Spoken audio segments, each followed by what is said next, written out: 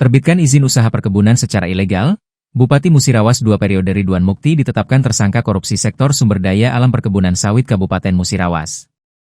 Selain Ridwan Mukti, pada rilis yang digelar Selasa 4 Maret 2025 tim penyidik juga turut menetapkan 4 orang tersangka lainnya. Diterangkan Asisten Pidana Khusus Umaryadi SHMH, keempat tersangka lainnya itu terdiri dari Kepala Badan Penanaman Modal dan Pelayanan Terpadu Perizinan BPMPTP Musirawas 2008 hingga 2013 berinisial SAI. Lalu, lanjut Umaryadi Sekretaris BPMPTP Musirawas 2008 hingga 2011 berinisial AM, S selaku Direktur PT DAM tahun 2010 dan Bakades Mulyoharjo tahun 2010 hingga 2016. Dalam perkara kelima tersangka juga dilakukan penahanan selama 20 hari ke depan di Rutan Pak Jo Palembang. Namun untuk nama yang terakhir belum dilakukan penahanan karena tidak hadir panggilan secara patut oleh tim penyidik, ungkap Umaryadi. Didampingi Kasih Penyidikan, Kasih Penkum hingga Ketua Tim Penyidikan Perkara Adi Mulyawan SHMH, Umaryadi mengatakan turut menyita beberapa barang bukti. Barang bukti itu, kata Umaryadi berupa menyita lahan sawit seluas lebih kurang 5.974 hektar di Kecamatan BTS Ulu Kabupaten Musirawas dan beberapa dokumen terkait.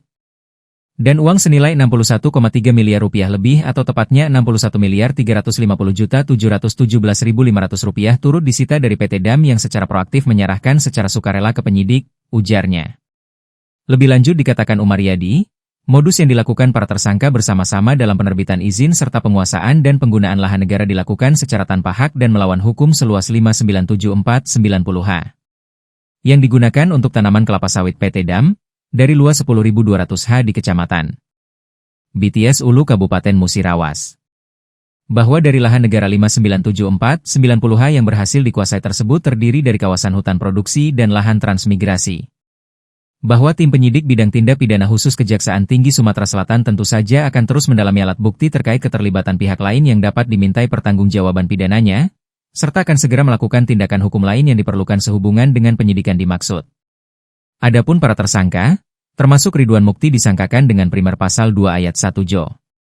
Pasal 18 Undang-Undang Nomor 31 Tahun 1999 tentang Pemberantasan Tindak Pidana Korupsi sebagaimana telah diubah dengan Undang-Undang Nomor 20 Tahun 2001 tentang perubahan atas Undang-Undang Nomor 31 Tahun 1999 tentang Pemberantasan Tindak Pidana Korupsi Jo. Pasal 55 ayat 1 pertama KUH Pidana. Atau subsidiair Pasal 3 Jo.